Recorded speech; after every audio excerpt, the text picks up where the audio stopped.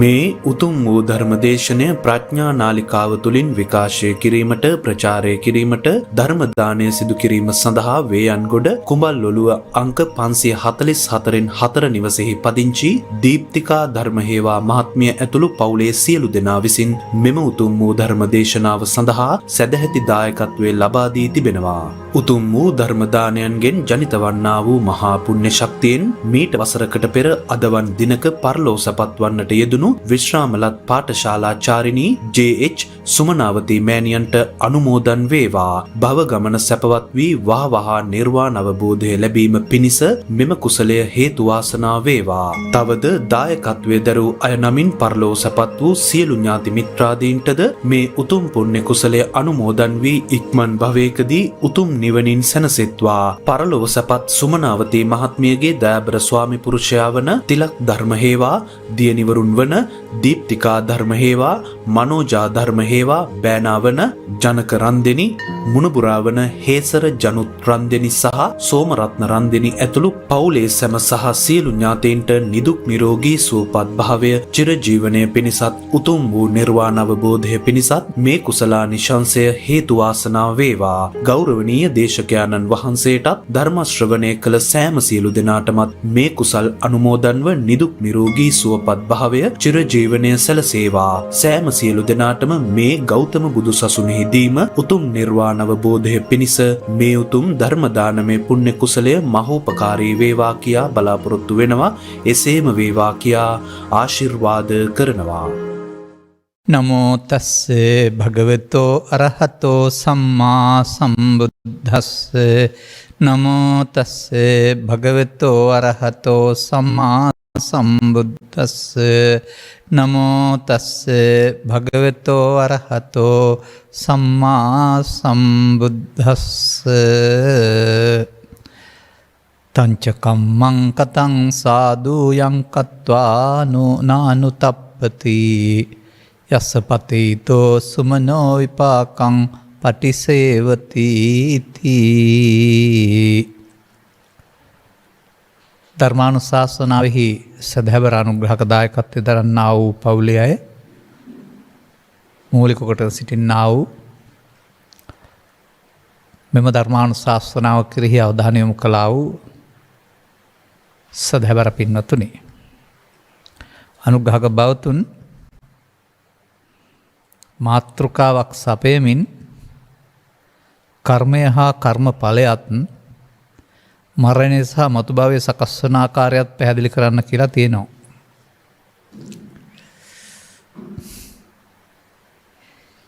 ඔය ඉතින් මතුභාවයේ කොහොමත් සකස් වෙනවා. මේක යහන්නේ සකස් කරගන්න ආකාර, වෙනස් කරගන්න පුළුවන් ආකාරයක්. කර්මය හා ඵලය, කර්මය හා කර්මපතේ කියලා එකකුත් තියෙනවා. කර්මය හා කර්මඵලය කියන්නේ මම හිතන්නේ කර්මය හා බැඳුණු විපාකය කියන එක වෙන්නේ නැති. මේවා ආශ්‍රයෙන්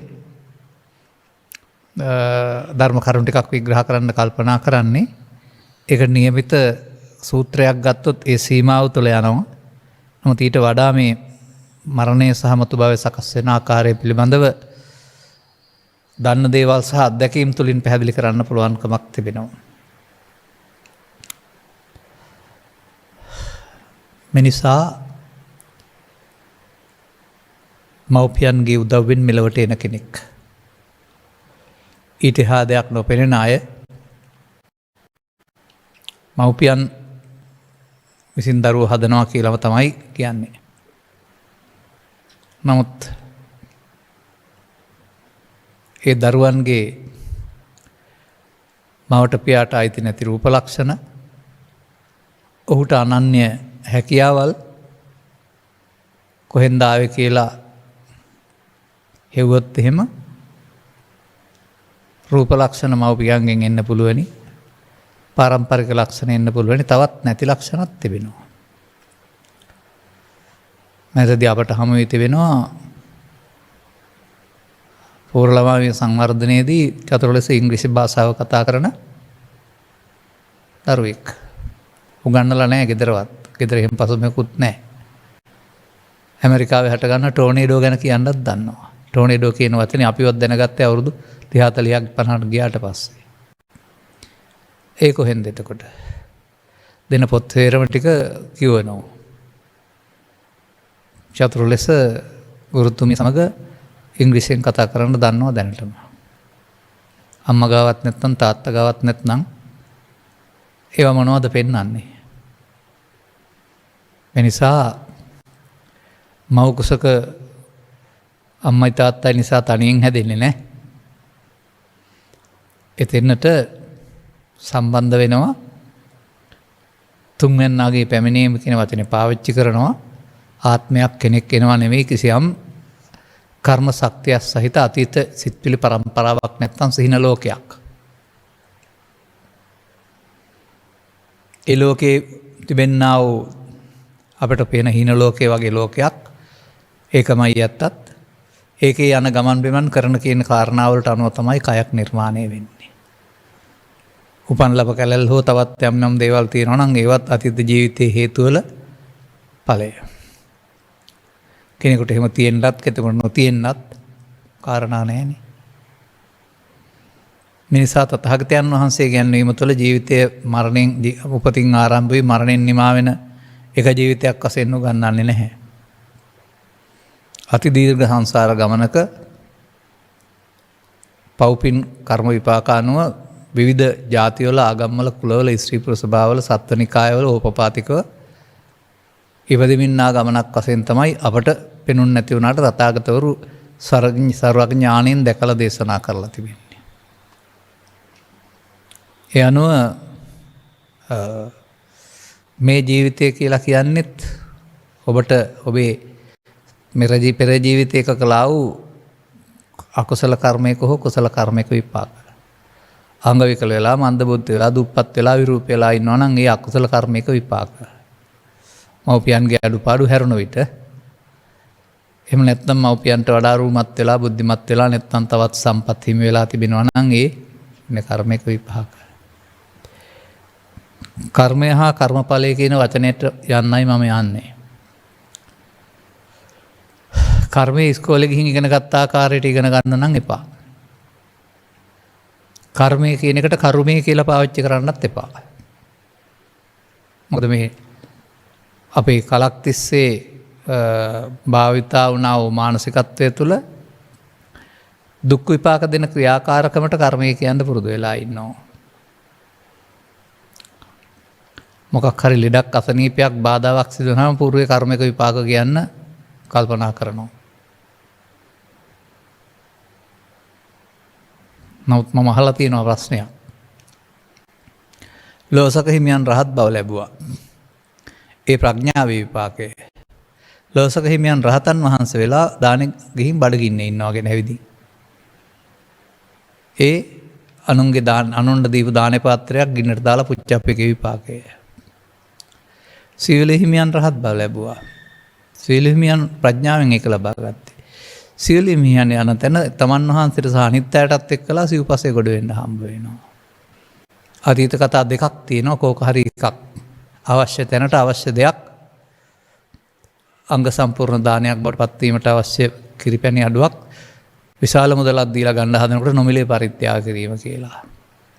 එහෙමත් නැත්නම් පැටව ටිකක් බිහි කරලා බඩගින්නේ මරණයටපත් වෙන්න හිටිය අම්මෙකුට සහ දරුවෝ ටිකකට සුනක පවුලේ තමන්ගේ ආහාර ටික දීලා නිකන් ආහාර ටික නෙමෙයි වළඳපු ආහාර ටික දීලා ඔවුන්ගේ ජීවිත බේරා ගැනීම කියලා පෙන්වලා තිබෙනවා. ඉතින් ඒ නිසා මම දකින්නේ කර්ම විපාක කියන වචනේ කර්මය හා ඵලය කියන එක අර දසවස්තුක සම්මාදිට්ඨිය තුළ කර්මඵල විපාක විශ්වාසය කියන එක බලාපොරොත්තු වෙනවද දන්නෙත් නැහැ මේකේ. මම පැහැදිලි කරන්නේ සංසාරේම කර්ම විපාක. එතකොට මේක මෙතනින් පටන් ගන්න ඕන. වෙනත් තැනකින් පටන් ගත්තට තේරෙන්නේ නැහැ. මිනිසාට ජීවිතයක් ලබා දී තිබෙනවා. ඔහු ලෝකෙත් සමග ඇලෙන්න කෙරෙන්න ගිහින් චිත්තාභ්‍යන්තරයේ ලෝභයෙන් දේශයෙන් මොහෙන් කිලටු කරගන්නවා. අනතුරු ඔහුගේ කය වචන ආත්මාර්ථකාමීව මෙහෙවනවා. එවිට ඔහුට චිත්තාභ්‍යන්තරයේ ලෝභයෙන් දේශයෙන් මෝහෙන් පෝෂණය වෙන පදුට්ඨ චිත්තයක් දුෂ්ට සිතක් හට ගන්නවා. එතකොට ඔහු කර්ම කරන්නේ කයෙන් වචනෙන් වුණාට මූලික වෙන්නේ ලෝභ ද්වේෂ මෝහ. ඒවත් කර්ම. නමුත් ඒකට කියන්නේ කන්නම් කන්න විපාකම් පාප කර්මයට හම්බ වෙන්නේ දුක් විපාක. පෙර ධර්ම දේශනාවේ සඳහන් කළා අපි මනසාචේ පදුට්ඨේන තතෝනම් දුක්ඛ වන්නේති කියලා. දුෂ්ට මනස මුල් වුණොත් ඒකට විපාකයේ දුක හම්බ වෙනවායි කියන්නේ. නමුත් එපමණක් නෙමේ කර්ම කියන්නේ. මනසාචේ පසන්නේන තතෝනම් සුඛමන් වේති.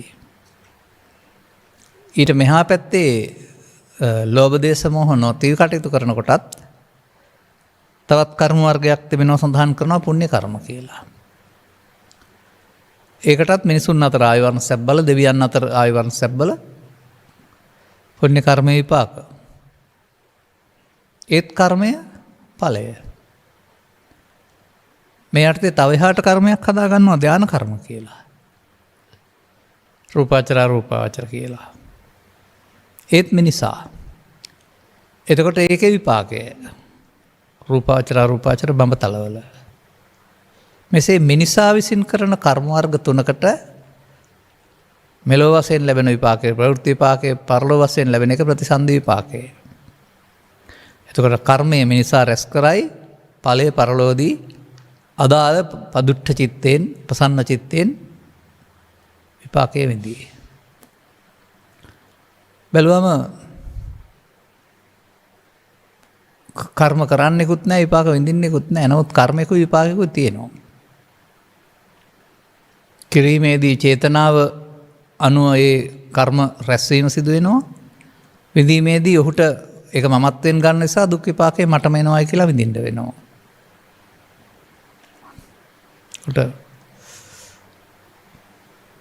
අපට අහන්න ලැබුණ දකින්න ලැබුණ අනුශාසනා ලැබුණ බුදු සමය තුළ මේක මේ විදිහට විග්‍රහ කරන්නේ නැහැ. පව්කම් කළොත් දුක් විපාක යනවා, පින්කම් කළොත් සැප හම්බ වෙනවා. ඒ හින්දා පව් කරන්න එපා පින් කරන්න කියලා එතනින් එහා පැත්තට ගැඹුරු සමයක් බුදු සමයක් අපිට අහන්න ලැබෙන්නේ නැහැ. තාමත් නැහැ සමහර විට බොහෝ දෙනාට. ඒ කියන්නේ මම කියන්නේ පින්කමට එහා බුදුදහමක් සමහරුන්ට නැහැ. කර්ම රැස් කිරීමට එහා බුදුදහමක් සමහරුන්ට නැහැ. ත්‍රිපිටකයේ තියෙන කර්මක්ෂය කිරීමේ ඒක අනාගත බුදුහාමගේ දාසනෙට කල් දාපු එකක් මෙදා වළංගු කරන්න බෑ කියලා තමයි හිතන්නේ. මේ විග්‍රහ කරන්නේ කොමක්ද කර්මය කියන කාරණාව. එතකොට ඒකේ ඵලය කියන එක අපි ගන්න ඕන විපාකයක් කියලා. ඒක ඉහාත්ම වශයෙන් කියලා කියනවා. මේ ජීවිතේදීම. එහෙම යම් ආකාරයකට ප්‍රවෘත්ති විපාකක් තිබෙනවා. පරපතල ඒවට ප්‍රතිසන්දි විපාකක් තිබෙනවා. නමුත් කර්ම සියල්ල විපාක විඳීමෙන් ගෙවිලා ඉවර වෙනවා. දේවදත්ත බුදුන් මරන්න හදලයි සංඝ බේදය කරලා විපාක විඳිනවා. නමුත් විපාක විඳිනකොට ගෙවෙනවා. එතකොට පාප කර්මත් දේවදත්තටත් බුදුන් වහන්සේගේ සසුනේ නැතත් ආපහු බුදු වෙන්න පුළුවන්කමක් තියෙන විපාක ගෙවලා මෙහෙ එන නිසා. එනම් පුණ්‍ය විපාකත් විපාක විඳපුවම ගෙවෙනවා. පව් විපාක කරලා ආශේෂ සෙසු පුංචි විපාකයට තමයි මෙහෙ එන්නේ. පින් විපාක වුණාම මෙහෙට එන්න වෙන්නේ පින් විපාක ඉවර වුණ නිසා. ධානයෙන් මෙහෙ එන්න වෙන්නේ ධාන ලැබුවාට ධාන විපාක ඉවර වෙන නිසා. අර ඒ තැන්වල සාමාන්‍යයෙන් කුලියට හිටපුවාම හොටෙල් එකට කුලිය ගෙවන්න ඕන වගේ මේ විපාක ගෙවනවා. ගෙවිලා ඉවර වෙනවා. ඒ නිසා කර්ම රැස් කරලා සදාකාලිකව ඉන්න තැනකුත් නැහැ. විපාකයේ සැප හෝ දුක් උපේක්ෂා වශයෙන් ගෙවෙන එක සැප කැමති කෙනාට නම් කරදරයක් වශයෙන් පේන්න පුළුවනි. නමුත් දුක් විපාකයේ ගෙවෙන එක හොඳයි නිතනින් එන්න. සැප විපාකයේ ගෙවෙන එකත් හොඳයි. මන්දයත් එහෙන් සතර දුකින් මිදෙන්න පාරක් නැහැ. මෙහෙදින් එක් රැස් කරගත් එකට විපාකය තමයි ඒ විඳින්නේ. විඳලා ඉවර කරලා ආයෙ මෙහෙ ඇවිත් ආයෙත් කර්ම රැස් කරනවා වෙනුවට මේ කර්ම රැස් කරමින් සතර ඇවිදින එක නිදහස් වෙන මාවතක් බුදු සමයේ තිබෙනවා. ඒක මොකද කියලා හොයාගන්නයි ඕන. ඒ කාර්තියකට ඔය ගත්තේ කර්මඵල විපාක විශ්වාසය කියන වචනේ ගත්තාම ඒක තව ටිකක් දසවස්තුක සම්මාදිට්ඨිය කියන එකේ තියෙන එක. ඒක කරන ක්‍රියාකාරකමක් තුළ විපාකයක් හිමි වෙන බැවින් අයහපත් කර්ම වලින් වැළකීම දසවස්තුක සම්මාදිට්ඨිය. යාන් එතකොට ලෝභ දේශ මොහ පාවිච්චි කරන්න බෑ. දුක් විපාක හේතුන බැවින් සැප විපාක සඳහා ක්‍රියාකාරකම් කරනවා. පෘථග්ජන මට්ටමින්. නමුත් ඒක කර්ම මාර්ගයේ හොඳ එක. ඒක ධර්මයේ නොතේරෙන පෘථග්ජනයන් සඳහා නිර්දේශිත යෝජිත පව්මගට වඩා හොඳ එකක්. නමුත් තේරුම් ගන්න ඕනේ එහි විපාකයක් වශයෙන් එහෙම දුකින් මිදීම සිදු වෙන්නේ නැහැ. ඒකට හම්බ වෙන්නේ සංසාරයේ සැප විපාක. එතකොට නිවීම කියන්නේ පාප කර්මයේ හෝ පුණ්‍ය කර්මයේ ධාන කර්මයේ විපාකයක් නෙවෙයි. ඒ නිසා ඒ කර්ම වලට ලැබෙන විපාකයක් නැහැ. මේ නිවීම කියන්නේ එහෙම විපාකයක් නෙවෙයි. ඒකත් කර්ම විපාකයක්. නමුත් ඒකට කියන්නේ කන්නං කන්න විපාකං තස්ස පහනායා චේතනා, සුක්ඛං සුක්ඛ විපාකං තස්ස පහනායා චේතනා, කන සුක්ඛං කන සුක්ඛ විපාකං තස්ස පහනායා චේතනා. අර විපාක විඳින්න තියෙන හේතු ප්‍රහාණය කිරීමේ චේතනාවක්. එතකොට විපාකයක් අනාගතයට නැතු යන්නේ. මම දකින්නේ බුදුන් වහන්සේ විවෘත කළා වූ මාර්ගය ඒක කියලා. නමුත් බහුතරයකට ඒ සඳහා ළඟාවෙන්ට හැකියාවක් නැහැ, තේරුම් ගන්න හැකියාවක් නැහැ, තේරුම් කරදීමක් නැහැ. සතරේ ඇලුන පුද්ගලයාට සතරෙන් මිදෙන්න ඕනකමක් නැහැ. ඔවුන් හිතනවා සතරේ සැප තියෙනවායි කියලා. දුක් විපාක තිබුණාට සැප විපාක උන්ට පේනවා තියෙනවායි කියලා. අන්න එහෙම මිදෙන්න ඕනකමක් නැති තත්ත්වයක් තියෙනවා. ඉතින් මේ විදිහට තේරුම් ගන්න ඒතැන් තියෙනවා එනවා කියලා නෙමෙයි ගන්න ඕන. මෙතනදී රැස් කරන්නා වූ කර්මයන්ට අනුව තුන් භවයේ තීරණය වෙනවා. තුන් භවෙම විපාක එහෙන් යන්න තැනක් නැහැ. ගෙවලා ආපහු මෙහෙ එන්න ඕන. මම ඉතින් ඔකට කියන්නේ පුණ්‍ය විපාකේ නම් හම්බ කරන සල්ලි ටිකක් සාක්කුවේ දාගෙන හෝටලෙට ගියා. දැන් ඉතින් රජසේව විඳින්න පුළුවන් හෝටලේ තියෙන ඉහළම සැප. හැබැයි කැපෙනවා මුදල. බැංකුවේ නැති නිසා පඩියෙන් මුදලින් කැපෙනවා. අන්තිමට කාලා බීලා ඉවරනකොට මුදලත් ඉවරයි. දැන් වෙන ආදායමකුත් නැහැ. හෝටලෙන් එළියට දානවා. මොකද නිකන් ණයට කන්න දෙන්නේ නැහනේ.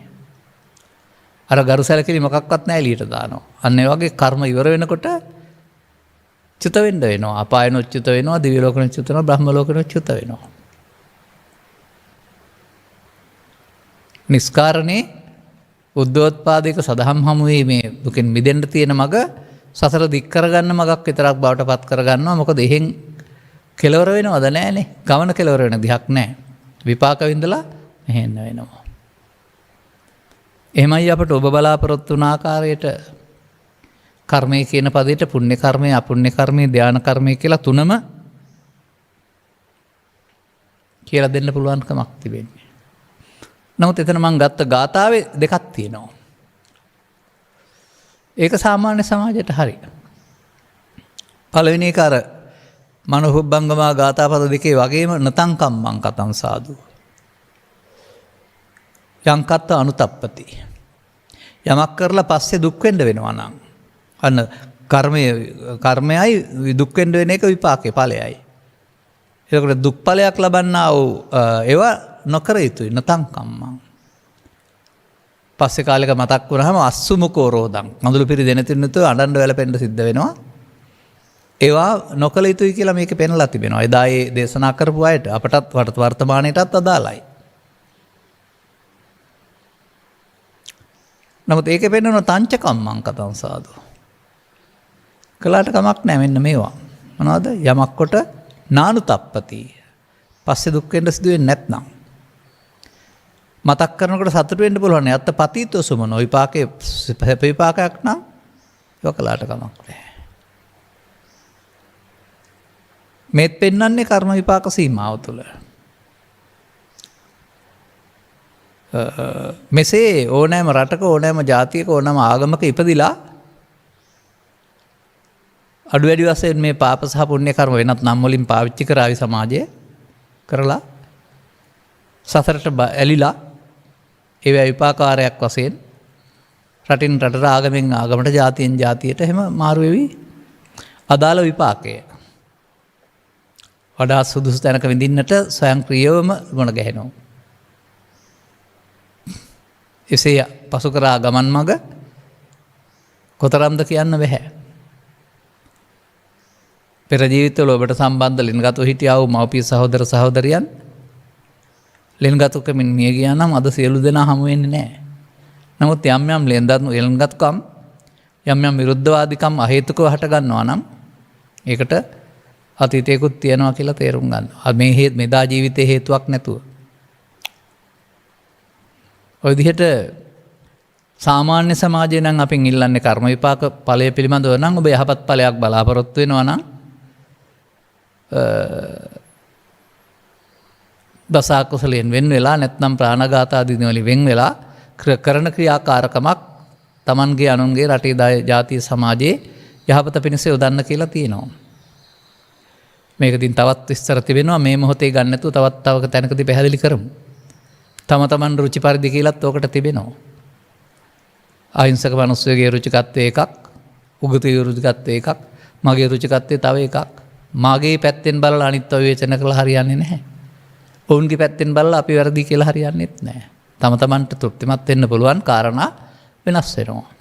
තමන්ගේ අවබෝධයේ තරමට. ඒ නිසා ඒක රුචි පරිදි කියන වචනෙට තවත් තැනක හොයාගන්න බලමු අපි. ඊළඟට මරණය සහ මතුභාවය සකස් වෙන ආකාරයත් හොයන්න වෙනවා. දැන් මෙතනදී ඔබ දකින්නේ ජීවිතේ පුද්ගලයෙක් වශයෙන් ජීවත් වෙලා අවසානයේ මැරෙනවා. හුස්ම ටික යනවා කියන විතරයි දන්නේ. එහෙම බලලා ඔක හොයා ගන්න බෑ. මේ මරණය දැනුත් සිදු වෙනවා කියලා ඉගෙන ගන්න.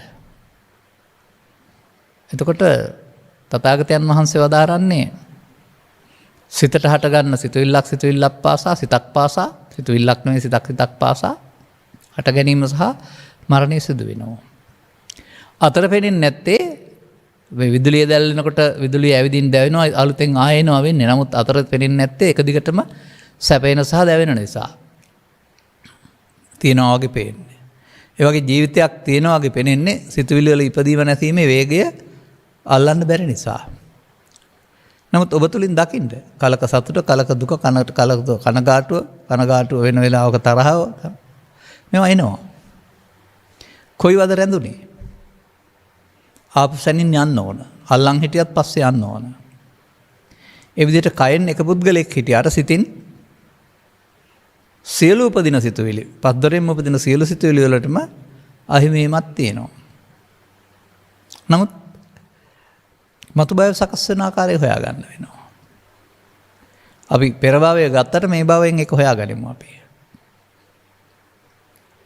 දැන් මෙසේ මේ ලෝකෙත් එක්කලා සම්බන්ධතා පවත්වන්නට යාමේදී රූපේ ශබ්දේ ගන්ධේ රසය හතුරා මිතුරා අවසෙන් හඳුනා ගන්නවා.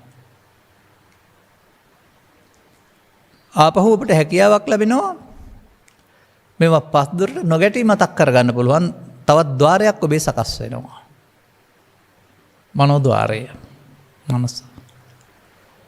ඒකට බාහිර දේවල් ඕන නැහැ නිකන් කල්පනා කරන්න පුළුවනි. හීනෙන් නම් මේ ලෝකේ ඔක්කොම බලන්න පුළුවනි ඔබට කැමති පරිදි.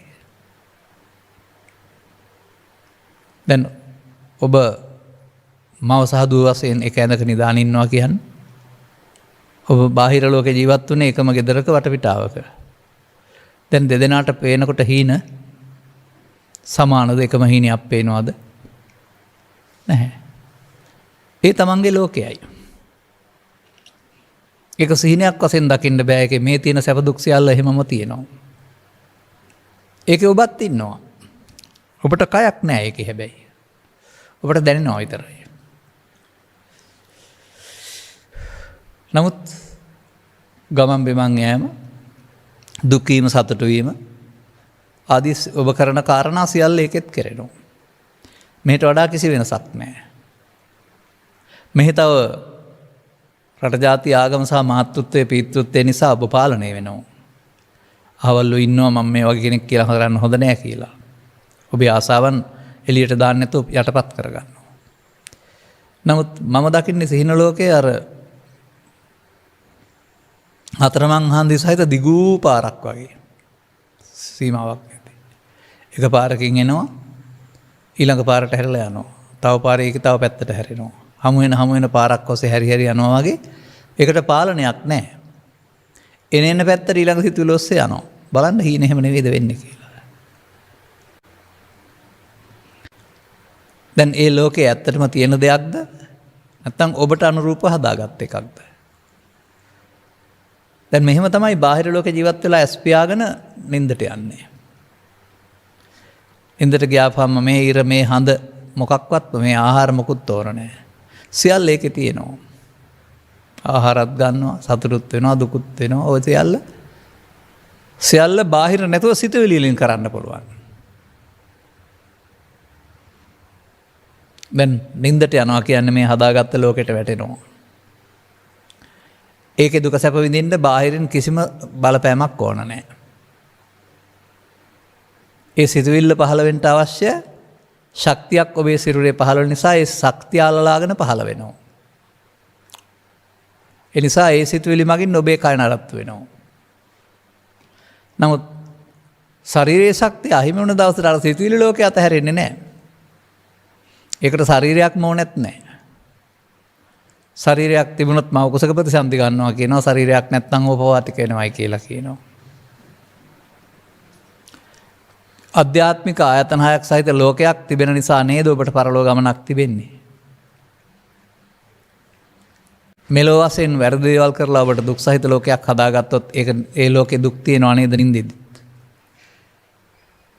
මෙහිදී ගහ බැන ගන්නවා නම් කපා කොටා ගන්නවා නම් සිහින ලෝකයේ සුන්දර වෙන්න බෑ. මේ ලෝකේ ඔබ මානව හිතවාදී වෙනවා නම් හැම මොහොතකම කාලය ධනෙ ශ්‍රමය පරහිතකාමී යොදන්න. ඒ අනුව සකස් වෙන ඔබේ සිහින ලෝකයක් වදයක් වෙන්නේ නැහැ. සතුටක් වෙනවා. මේ විදිහට මම දකින්නේ පස්දොරෙන් මේ ලෝකෙට එනවා නින්දෙන් තව පරලෝකයට යනවා. සදහටම ගිහින් නෑ ආපහු මෙහෙ එන්න පුළුවන් මොකද කයේ ශක්තිය පිරිහි නැති බැවින් කයෙන් සිත ඉවත් වෙයි නැති බැවින්. මෙහෙම වයෝවෘද්ධ භාවයට පත් වෙනකොට තමන්ට අදාළ ලෝකේ තියෙනවා යන්න. අන්න කෙනෙක් එකපාරට මැරෙන්නේ නැහැ. පස්දොර ආඩපන වෙලා මනෝද්වාරයට වැටෙන්නේ. මනෝද්වාරක සිතුවිලි වලින් තමයි යන්නේ. මෙන්න මෙතන බාහිර වශයෙන් යහපත් චරිතයක් වශයෙන් ජීවත් වුණාට තමන් සන්තක දේවල් පිළිබඳ දැඩිසේ ඇලීමකින් ගැටීමකින් තිබෙනවා නම් දාලා යන්න බැරිකමක් ආදී වශයෙන් නැත්නම් හදපු නැති හිතක් නම් මේ අයිතිස් කරන සම්භාරයන් දාලා යන්න හිතෙනකොට කොහොමද මම මේවා දාලා යන්නේ කියලා නැත්නම් හදිසි අනතුරකදී හෝ තවත් කාරණයකදී කලබල වෙනවා නම් එතෙක් පින්කම් කරපු දේවල් මතක් කරගන්න බැරුව කලබල වෙනවා බයටපත් වෙනවා. දැන් ඒ කලබලයෙන් බයටපත් වීම තුළ පින්කම් මාවත අක්‍රිය වෙනවා යටපත් වෙනවා නතර වෙනවා. දුක් මාවත, බය මාවත, කම්පා මාවත මතුවෙනවා. ඒ සිත හදලා නැති නිසා. එතකොට අන්නේ විදිහට අවසන් මොහොතේ මේ සිතුවිලි පරම්පරාව රකින්න අවශ්‍ය ප්‍රසාද බිඳෙන විට ශරීරයේ පස්දොරෙන්ම මේ කයත් එක්කලා අර සිතට ඉන්න බෑ. නමුත් ඒකේ බාහිර ඉරහඳ නැතුවට, බාහිර මව්පියන් නැතුවට, බාහිර ආහාර නැතුවට ඔක්කොම තියෙනවා. මේකෙන් නේද පරලෝ යන්නේ. දැන් ඒක තියෙන එකක්ද හදාගත් එකක්ද? නින්දෙන් ඔබට පේන ලෝකයේ බාහිර තියෙන එකක්ද ඔබට ආවේනික හදාගත් එකක්ද? තව කෙනෙකුට පෙරුණොත් ඒක මේ ලෝකේ වුණාට Tamanට ආවේනිකයි. දැන් මේ පරලෝක කියන්නේ හදාගත් එකක් නේද එතකොට? ඇසෙන් කනෙන් නාසෙන් දිවෙන් කයට ලෝකෙට ඇලිලා ඒ බාහිර ලෝකේ දේවල් සිතුවිලි වලට අරගෙන. දැන් සිතුවිලි මතක් වෙනකොට ඒවා බාහිර දේවල් නැති වුණාට සිතුවිලි ලෝකේ තියෙනවා. බාහිර දේවල් දකින්න සිතුවිලි පහළ වෙනවා. බාහිර දේවල් දකින්නවා කියන්නේත් ඔබ හඳුනාගත්ත සිතුවිලි පහළ වීමමයි. සිතුවිල්ලෙන් ලෝකේ දකින්නවා. බාහිර දේවල් හමු නොවුනත් සිතුවිල්ලට පහළ වෙන එකේ ලෝකේ ඔබට තියෙනවා. දැන් පරලොවක් තියෙන හදාගත්ත ලෝකයක් නිසා නේද? නමුත් මේක අර ඔන්චිල්ලාවේ දෙපැත්ත වගේ තමයි. අවසන් මොහොතේ කොයි පැත්තට මාරු වීද කියලා කියන්න බෑ. මොකද ලාභාලාභ සැපදුක් දෙකේම ඔබ ජීවත් වුණා. සතුට අවසන් වෙන්න පුළුවන්, බයකින් අවසන් වෙන්න පුළුවන්, දුකකින් අවසන් වෙන්න පුළුවන්. ඒ මොහොතට සිදුවෙන්නා වූ පිළිගැනීම්, ප්‍රතික්ෂේප කිරීම, කනගාටුදායක සිද්ධි, අනතුරු ආදී බලාපොරොත්තු නොවන මොහොතක අපි බොහෝ විට දකින්නේ බඳු අවස්ථාවක හැම දෙනෙක්ම කලබල වෙලා කම්පා වෙලා. ඒ ඔවුන් මැරෙනවා කියලා හිතන්නේ නැති අය සහ ඒකට අකමැති අය. එතකොට අකමැත්තෙන් තමන් සන්තක දේවල් පරිහරණය කරන අය තමන්ට දෙන්නේ නැත්නම්, සලකන්නේ නැත්නම්, තමන්ට ඕන විදිහට පාල වෙන්නේ නැත්නම් මේ නිසාත් ඔබ තරහක් හදා ගන්නවා. ඔබ මේන් ගියාට පස්සේ ඒගොල්ලෝ තමන්ට ඕන දේවල් කරගනි, විකුණ ගනි, අවශ්‍ය දෙයක් කරයි. මම ඒ පිළිබඳව මොකටද මතයකින් ඉන්නේ? තමන්ගේ හමාරවීමත් සමග ඒක හමාරනවා, ඉන්නේ හාට ඔවුන්ට කැමති පරිදි ඔවුන්ගේ අයිතිය මොනවා කළත් අපි දන්නේ නැහැ ඒක. නමුත් වයරුද්ධ භාවයේදී එහෙම නෙමෙයි හිතන්නේ, තමන් රුචි පරිදි මේ දේවල් පාලනය වෙන්න ඕනේ කියලා. ඉතින් අවසන් මොහොත දක්වාම තමන් ඕන විදිහට දරුවන් පාලනය කරන්න, මේ දේවල් පාලනය කරන්න අතහරින්න නැති වෙන්න හුරුදු වෙනවා සමහර අය. නමුත් ඒවට මොනවා වුණත් කම්පා නොවන තැනට කල්ැතුව සැකනම් ජීවිත උරුමේ තියාගෙන අන් අයට බාර දීලා තමන් අතහැරලා ඉන්න වෙනවා. එතකොට යන්න වුණාම කොහොමද මේවා දාලා යන්නේ කියන හිත පහළ වෙන්නේ නැහැ. දැන් භවය කියන්නේ මොකද්ද? කාම භවය, රූප භවය, අරූප භවය. සත්වයක් වශයෙන් පවින් පිනින් ධානයෙන් සතර යන්න තියෙන තුන් පැත්තක්.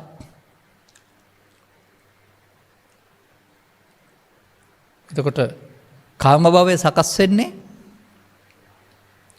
ඔබ ජීවත් වෙනකොට කරන පාප කර්මයන්ගේ, පුණ්‍ය කර්මයන්ගේ දෙකෙන් එකේ ප්‍රබලත්වය අනුව.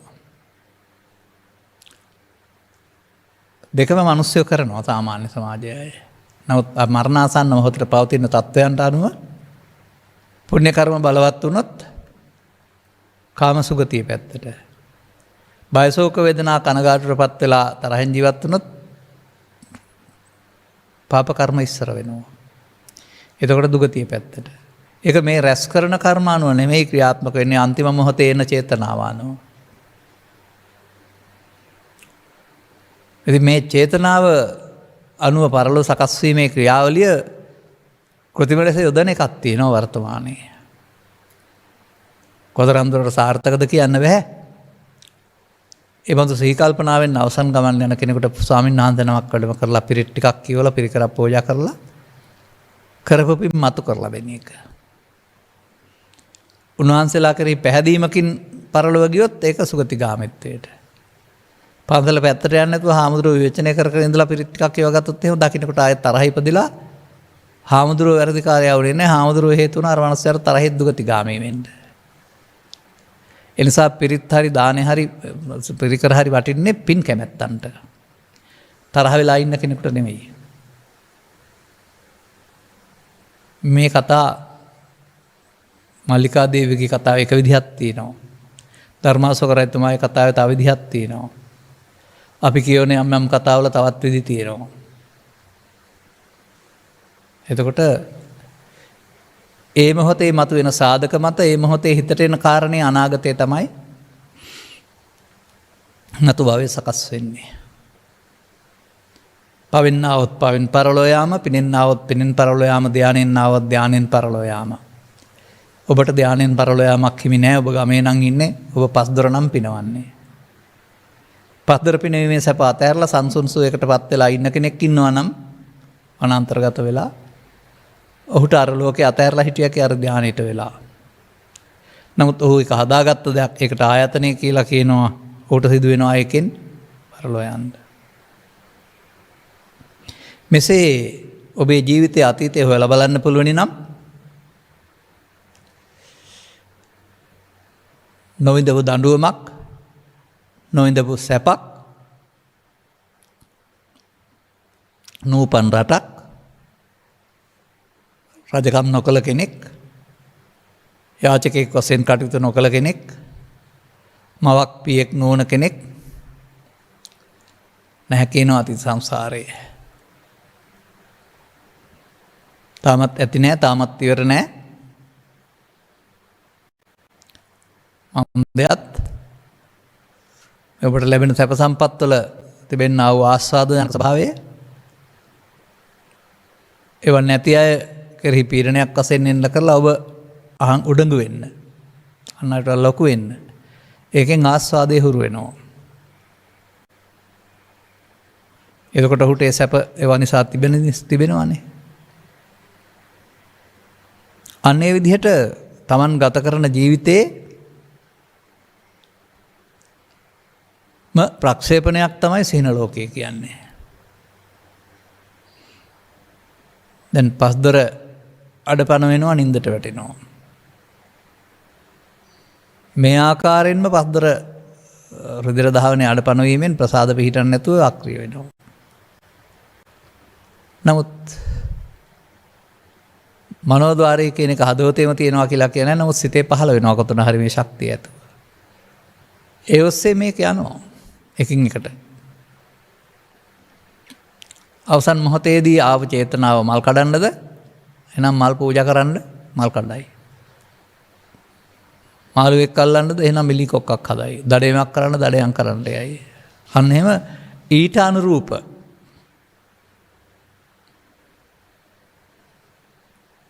ඒ විදිහටයි ඒක අනුරූප විපාකයයි සිතට පහළ වෙන්නේ. එබැවින් පරලොව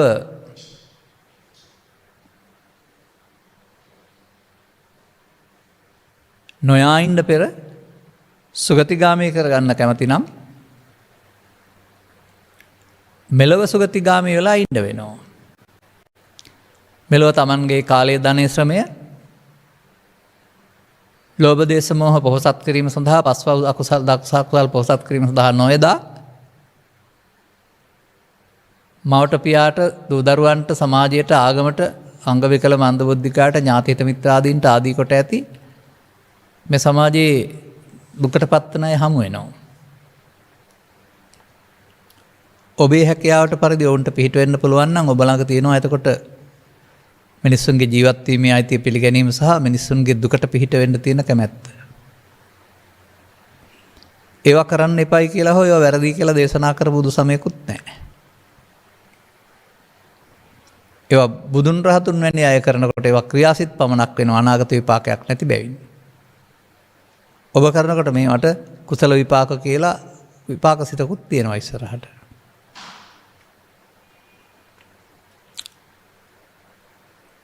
එතකොට මෙන්න මේ විදිහට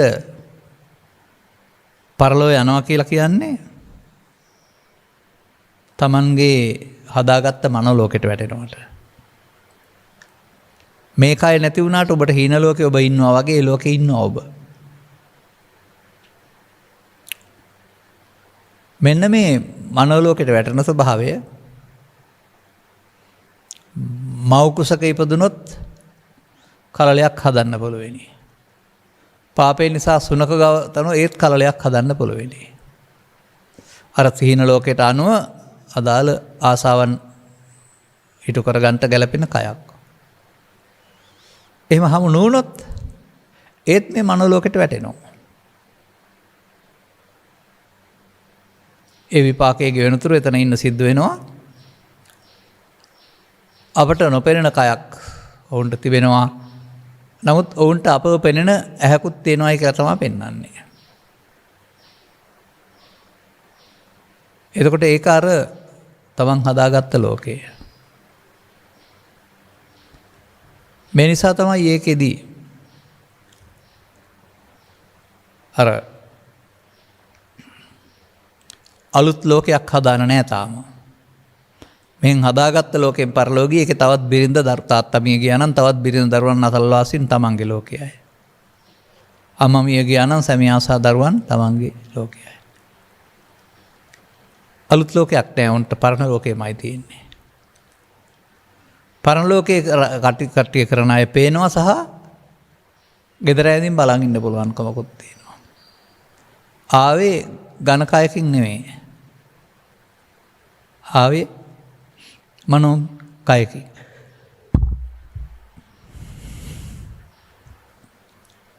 ඒක ආසන්න වශයෙන් සමාන කළ හැක්කේ ඔබට පෙනෙන සීන ලෝකයකට. දැන් කුමක්ද මේන් ඔබ ඉගෙන ගන්නේ?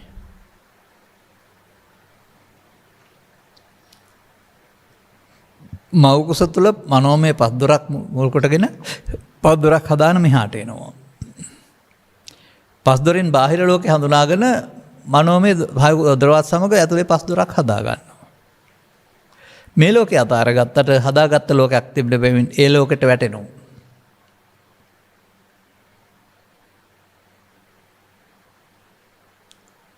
පස්දොර නිසා මනෝද්වාරය, මනෝද්වාරය නිසා පස්දොර. එමයි බුදුසමයේ මේ ජීවිතෙන් එහා පැත්ත විග්‍රහ කරන්නේ.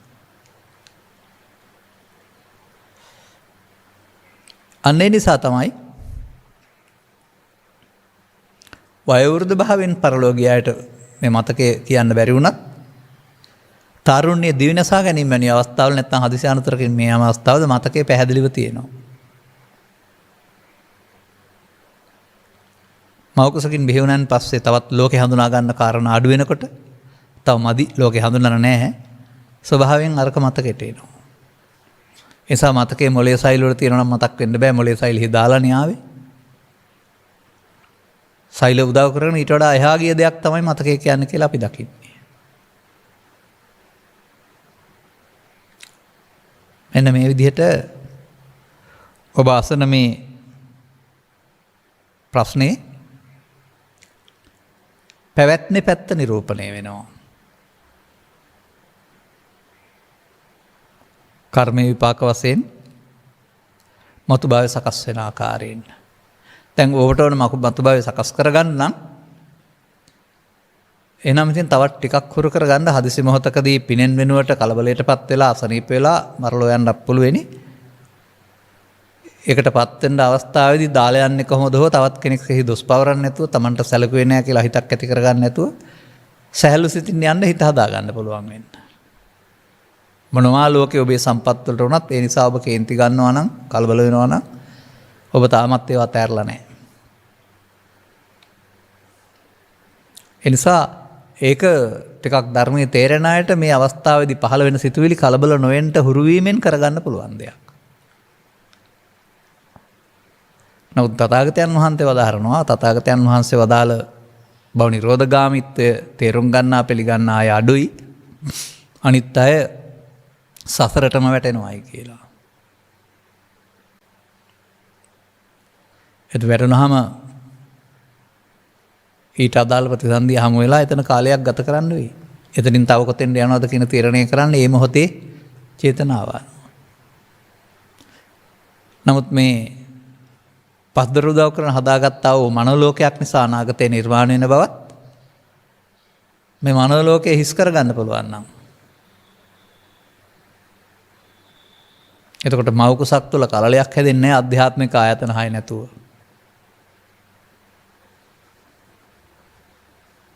ආධ්‍යාත්මික ආයතන හය මමත්වයෙන් ශූන්‍ය වුණ දවසට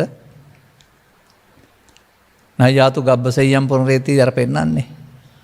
මවකුසට පැමිණීමක් තියෙනවා කියලා පෙන්නන්නේ. මව්පියන් විතරක් හදනවා කියලා නෙමෙයි. ඒ පැමිණීම ඉන් පෙර ජීවිතයේ කළා වූ කර්ම ශක්තියක එකතුව. එහෙමයි ඔබ ඒක පැහැදිලි කරගන්න ඕන. දැන් මෙතෙක් කතා කළ කාරණා ටික ගත්තාම පැවැත්ම සම්බන්ධයෙන්. එතනින් එහා පැත්තට බුදු සමයක් තියෙනවා. ඔය කතා කළේ පුද්ගලයෙක් වශයෙන්. කය ඔබ වශයෙන් බලන්න. පවුද ඔබ, පින්ද ඔබ, ධානද ඔබ, මේ මොහොතට එන කාරණේ ඔබ වෙන්නේ කවුද? මම කියලා කතා කරන. තථාගතයන් වහන්සේ වදාහරනවා ඔබට අදාළ කයට අදාළ නැති වෙනත් මමත්වයක් තියෙනවා මම කියලා මුලාවක් තියෙනවායි කියලා. ඒක හැදෙන්නේ සිතුවිලි පහළ වීමෙන් නෙවෙයි. හිතරේ දේවල් සමග ඇලීමෙන් ගැටීමෙන්. ඒක මිනිසා අතින් සිද්ධ වෙන වරදක් මේ ලෝකයේ. ඒකට අල්ලා ගැනීම කියන නම බුදු සමය පැහැදිලි කරනවා.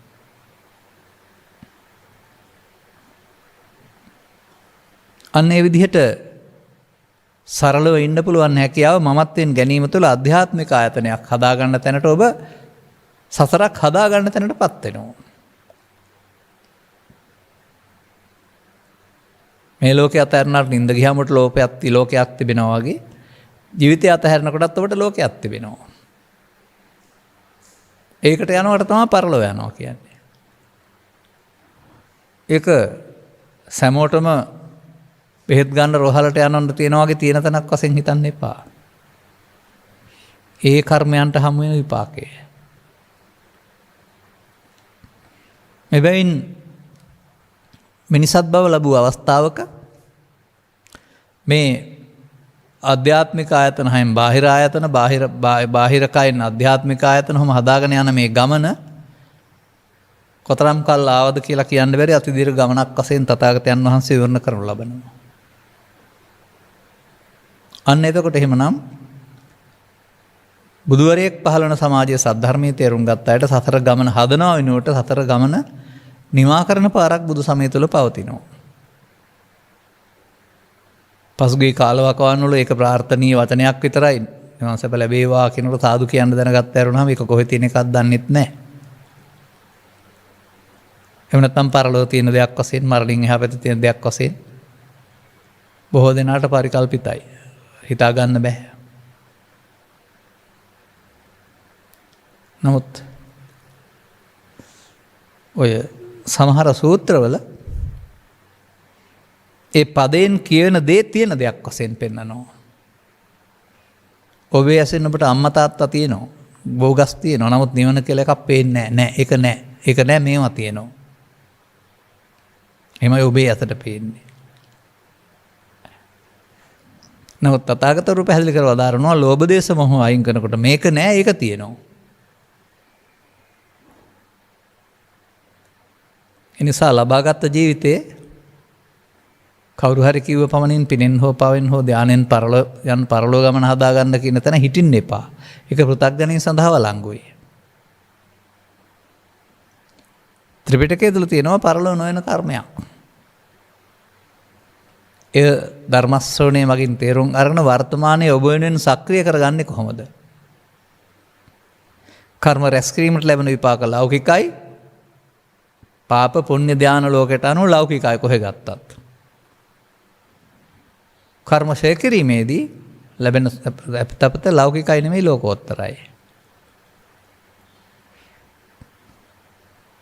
ඒ ලෝකෝත්තර සැප කියන එක හම්බ වෙන පාර තමයි සෝවාන් ආදී මාර්ගඵල වලින් ප්‍රත්‍යක්ෂ කටයුතු නිර්වාණය කියන්නේ.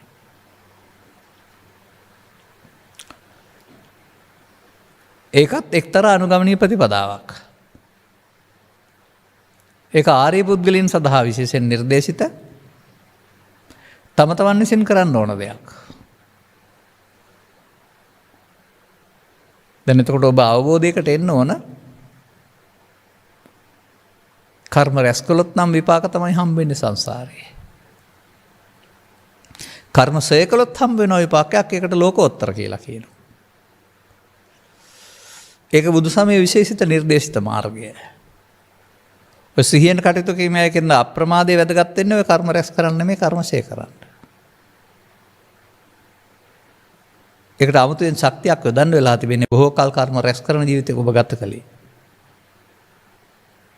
ඒ ඔබට ක්ෂය කරන කර්මය හැම නොවන බැවින්. නමුත් ඒ ත්‍රිපිටකය තුළ පවතිනවා. වර්තමානයේ බොහෝ විට විවරණය කරනවා. පොත්පත් තුලත් විවරණය කරනවා ඔබ තුළ වඩාත් හොඳින් විවරණය කරන්න පුළුවන්.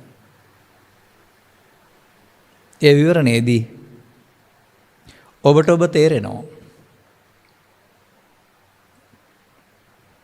ඔබ අතින් සිදුවෙන දෙයක් තමයි රැස්වීම. මේ රැස් කරන එක තමයි අනාගත විපාකයක් සාදන්න නිසා අනාගත කයක් හෝ මනෝමකයක් සාදන්නේ මේ රැස් කරපු නිසා. කර්ම විපාක. ඒකයි කර්ම කියලා පව් කියලා ගන්න එපා. පාප කර්මත් විපාක, පුණ්‍ය කර්මත් විපාක, ධාන කර්මත් විපාක, සංසාරේම කර්ම විපාක.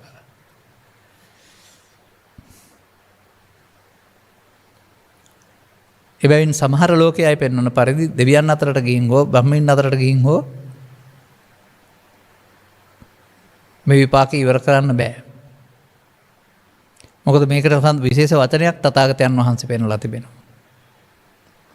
ඒ මොහොතේ උපදින දුක දැකලා හේතුව දැකලා නැතිව දැකලා මාර්ගය යන්න ඕන. ඒ මොහොතේ. අර චතුස්සත්‍ය අවබෝධ වේවා කියලා කියන්නේ බොහෝ දෙනෙක්. මට නම් පේන්නේ බොහෝ දෙනා තාමත් එක පාඩමට කියනවා කියලායි. නමුත් පසුගිය දේශනාවක් දෙකක් කරමින් අපි පැහැදිලි කළා දුගතිගාමී සත්වයාට මිදෙන්න තේරෙන්නේ අතරක් නැති මේ දුක් විපාකයට ඔහු හිමිකම් කියනවා. ඒක බුදුන් වහන්සේ වදාරලා තිබෙන්නේ සලායතන නම් වූ නිරේ වශයෙන්. මොකද ඒ වර්ධ තේරුම් අරන් මිදෙන්න අවශ්‍ය මොනක් වුන්ට නැහැ. මේ වගේම සිතූ පැතූ පමණින් සියල්ල පහළ වෙන සතුරු පැත්තක් තියෙනවා. ඒක සලායතන ස්වර්ගයේ වශයෙන් පෙන්නනවා. ඒකේ අතරක් නොවැති සැප. සැප තියෙන මිනිහෙක් කොහොමද ඒක අතාරින්නේ? ඔබට මේ මරණ දුක ආදී මේ කාටරෝධාමේ දුක තිබියදිත් ඔබ අතාරින්න කැමති නැහැනේ. කැම්බිම ලැදුම් පෙරදුම් යාන වහල ප්‍රභූත්වයේ සැප තියෙනවායි කියලා ඔබ කල්පනා කරන්නේ. ඔබට වඩා දිරායන කායකුත් නැති සුඛ විහරණයෙන් පවතින ආව අය අපි දැන් නිවන් ලබලා ඉන්නේ. ඊටහට හොයන දෙයක් නැහැ කියලා. ඔවුන්ට මම කියන්නේ ඒකයි මේ ඉගැන්වීම් වලට අනුව ඔවුන්ට දුක දැකලා හේතුව දැකලා නැති වූ තැන සහ මාර්ගය හැදෙන්න දුක දැනෙන්නේ නැහැ. ගැඹුරින් තේරුම් ගන්න මම මේ කියනදී. බුදු සමය දේවාදයට අත යටවීමේ ප්‍රතිඵලයක් වශයෙන් බුදුන්ට වඩා දෙවියන් ඉස්මතු වෙන්න පුළුවනි. නැත්නම් දේවාදී වාක්‍ය බුදු සමයට ඇතුළත් කළා වෙන්න පුළුවනි. ඒ වගේ අපෙන් ප්‍රශ්න අහන්නේ ඔය.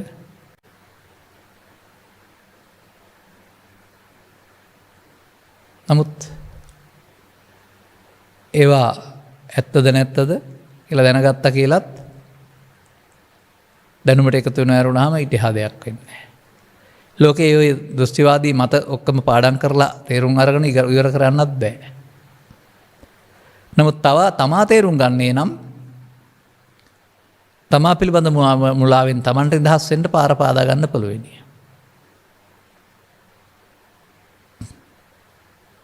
ඒකයි වැදගත් වෙන්නේ. එතකොට එහෙමනම් මේවා සවන් දීම තුළ ඔබේ චින්තනයේ ඔබේ පාරම්පරිකව හිතාගත්ත දෙයට වඩා ටිකක් වෙනස් ගැඹුරක් තියෙන බව තේරුම් ගන්න. ඔබ හිතනවා අපාය තියෙනවා පොළොව යට. ඔබ හිතනවා දිව්‍ය ලෝකේ තියෙනවා උඩ. ඔබ හිතනවා ඊටත් උඩින් බ්‍රහ්ම ලෝකේ තියෙනවා. මේවට අපි යනවා. එහෙමයි ඔබ හිතන්නේ. නමුත් හොයලා බැලුවත් මේවා තියෙනවා කිව්වොත් වැරදි. නෑ කිව්වත් වැරදි. ඒ ලෝකයේ තීරණය වෙන්නේ ඔබේ කර්ම ශක්තියට අනුව ජීවිත අවසානයේ හදාගත් එකටනේ යන්නේ. විදේශයන්ට යන්න ඕනකම තියෙනවා. ඔබ හදා ගන්නවා වීසා එක රටකට. අනිත් රට යන්න බෑ. ඒකටනේ යන්න පුළුවන්.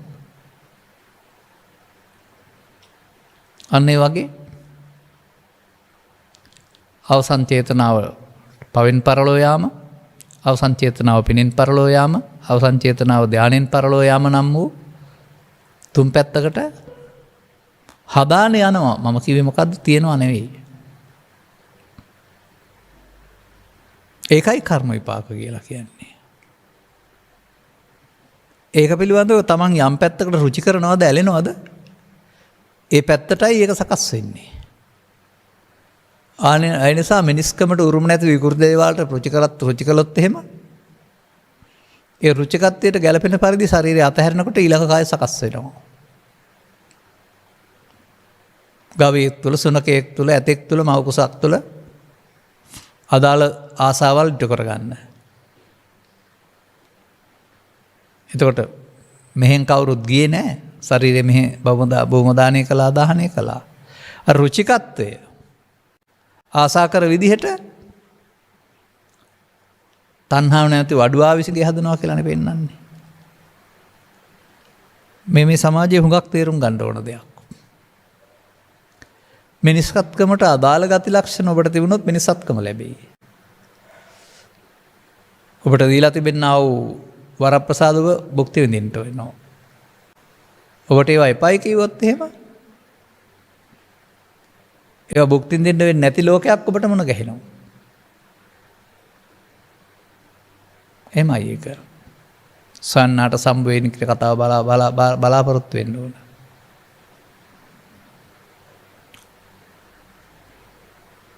එනිසා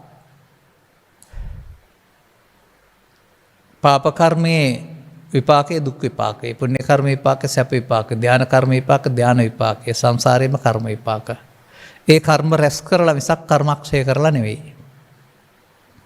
ඒ තමයි විභව ප්‍රශ්නේ කර්මය හා කර්මඵලයේ මතු භවයේ සකස් වෙන ආකාරය.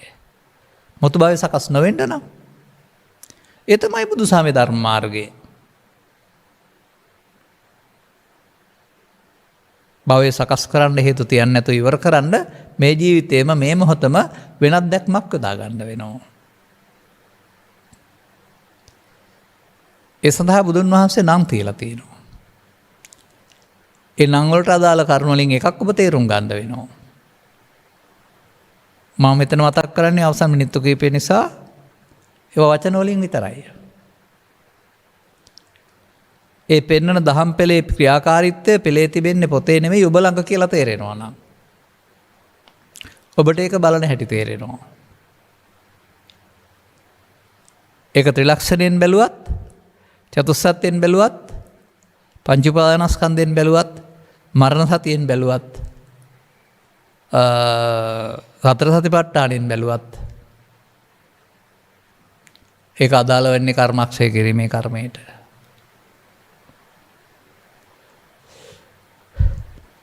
එතකොට භවගාමී ලෝකයාට භවගාමී වෙනුවට භව නිරෝධගාමී ප්‍රතිපදාවක් දේශනා කළ උත්තමින් වහන්සේ තථාගතයන් වහන්සේ. එහි ලැබෙනා වූ සුවය පිළිබඳ අපේ හිතින් අපට නිර්ණය කරන්න බෑ. මොකද අපි ගන්න සිතුවිල්ලකින් හදලා. අම්මා දකින්නෙත් තාත්තා දකින්නෙත් ලාභය දකින්නෙත් ඒවා බාහිර ලෝකේ ඔබ දකින්නේ හදාගත්ත සිතුවිල්ලක් මගින්. සිතුවිල්ලකට ගන්න බෑ. දැන් භූතය අපරේතය කියලා වචනයක් අහලා තියෙනවා දැකලා නැන්නේ ගන්න හැදුවට ගන්න බෑනේ. ඔව් කවුරු හරි පින්තූරක ඇඳලා තියෙන එකක් ආසෙන් තමයි හදා ගන්න හදන්නේ. නමුත් එහෙම ඒ ක්ෂය වෙනකොට ඔබ විඳපු සැපතට එහාගේ සුවයක් ඔබට දැනෙනවා කියලා තමයි තථාගතයන් වහන්සේ වදාරන්නේ. ඒක විඳිනවා කියලා. ඒක විඳීමක් නෑ නෙවෙයි. ඒක විඳින්න මම කොට ගන්න එක තියෙන්නේ.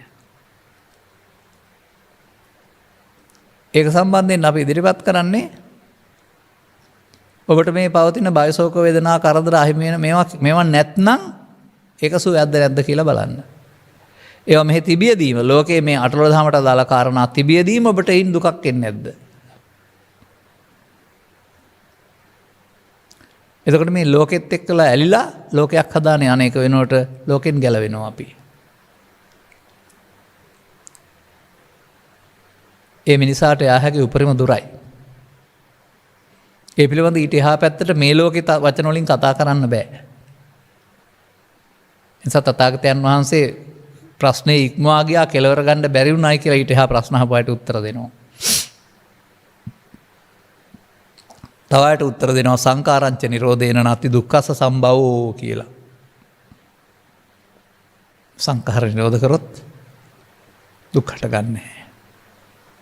එන සංඛාර රැස් කිරීමෙන් පුණ්‍යාභි අපුණ්‍යාභි ආනිජ්ජාභි වශයෙන් සතර හැදෙන බව ඒ මොහොතම සංඛාර නිරෝධ කරන මාර්ගය බෞද්ධ ප්‍රතිපත්තිකාමී ප්‍රතිපදාව බව තේරුම් ගන්නට ඔබට මෙම කරුණු පැහැදිලි කිරීම නුවණ ලබා ගැනීමට හේතු වේවායි ප්‍රාර්ථනා කරමින් මම ධර්මානුශාසනාව මෙසේ අවසන් කරනු ලබනවා.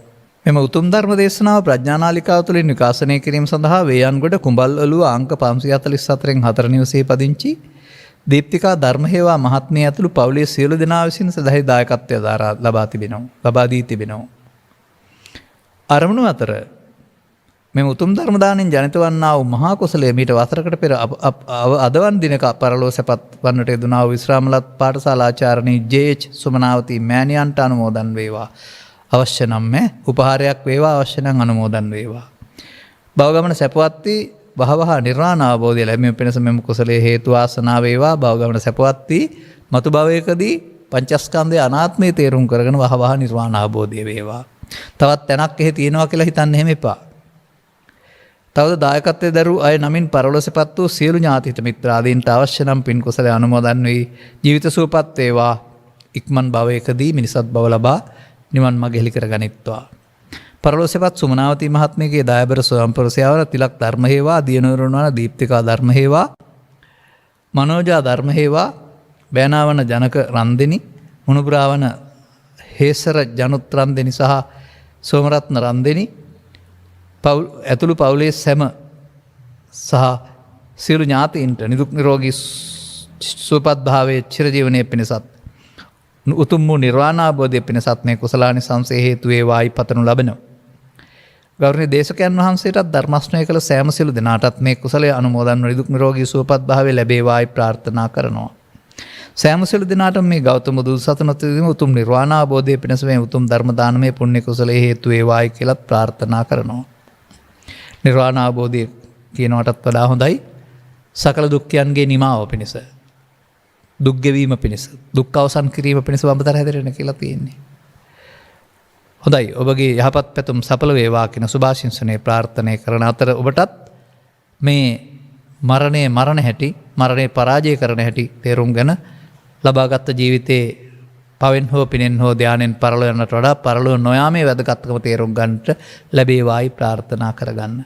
සබ්බීතියෝ විවජ්ජන්තු සබ්බ රෝගෝ විනස්සතු මාතේ බවත් අන්තරායෝ සුඛී දීඝායුකෝ භව. හැම දිනාටම තෙරුවන් සරණයි. මෝහක්ඛයෝ නිබ්බානං